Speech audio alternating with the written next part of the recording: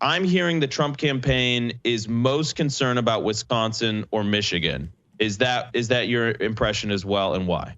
30 seconds. Yeah, it is. Attitudinally, Pennsylvania just seems to be much more Trumpy when you poll it. But then again, Andrew, I'm telling you, this has been the case, and it's been the case for a while. We'll see Wisconsin. It just polls all sorts of screwy and weird. It does because it's it tends to be more rural. That being said, Pennsylvania has more Appalachian counties. It has the only one, 50 plus out of all of Pennsylvania's counties are actually Appalachian region counties. So it made sense. Well, Rich, would be strong. Yeah, we were talking about how Wisconsin is screwy. Now, I saw a post, and I'm curious if you've heard this and if you agree or disagree.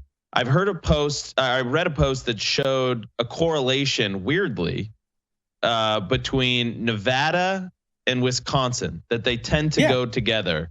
Why would that be? Is it true? Is it untrue? Is it something you could sort of like look toward? Because Nevada's early vote is trending very, very well.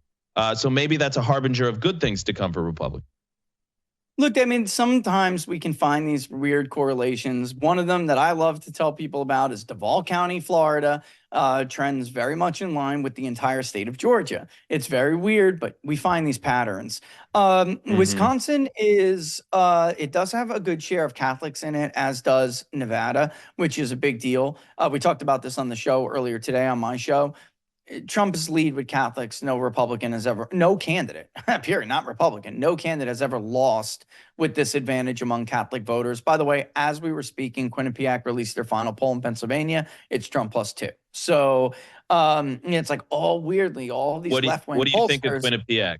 What do you think about Quinnipiac? They have an extreme Democratic bias, and I think that they've tried to correct a little bit.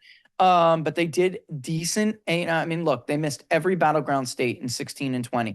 Folks, they projected that Biden was going to win Ohio. Their final poll in 2020 was Biden up in Ohio by 4. And that was a day after they got criticized for a Biden +5. I think we won by 8 or 9, right? Absolutely. Yeah, we won. Same thing with Iowa. Go ahead. Sorry. Fraudsters. I mean, no, it's just... So Quinnipiac, but they have corrected a little bit, right? I mean, they have corrected. Well, but it's noteworthy because this is a Democratic leaning poll, and they even have Trump up too. And what are you seeing in your numbers in PA? Yeah, we do different ballot scenarios. So depending on the ballot scenarios, Trump has a different lead. On the full ballot, Trump has got about a 2-point lead. And on the head-to-head, when among likely voters without the other people on the ballot, his lead expands. So in Pennsylvania, it's one of those states where having third parties on the ballot is actually hurting Donald Trump. In Michigan, it's helping him. But yeah, it's very, very it's not a simple question. When Kennedy was still in the race and his name will still be on some of those ballots, it was never a simple question looking at a national poll, who's going to hurt who. The states have their own little niches. They have their own demographic makeups, even though they have a lot of overlapping demographics in the northern Great Lakes states, but they still have their own little quirks. And it was a complicated question, who's going to hurt who down ballot, right? But I do think, though, look, when Quinnipiac looks like big data poll, Andrew, then come on. Wisconsin just put theirs out, and they have Harris up by 1. They had Clinton up by 6, right? When we had Trump up by 1, and we were right, they were wrong. Like, everyone loves some of these polls. They love citing these polls, but it is important to check the track record, right?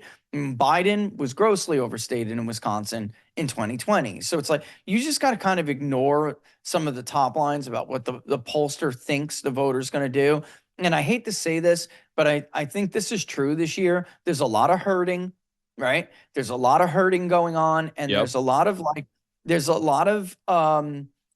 what's the word? Hesitancy to put out the numbers that are coming back more in the raw.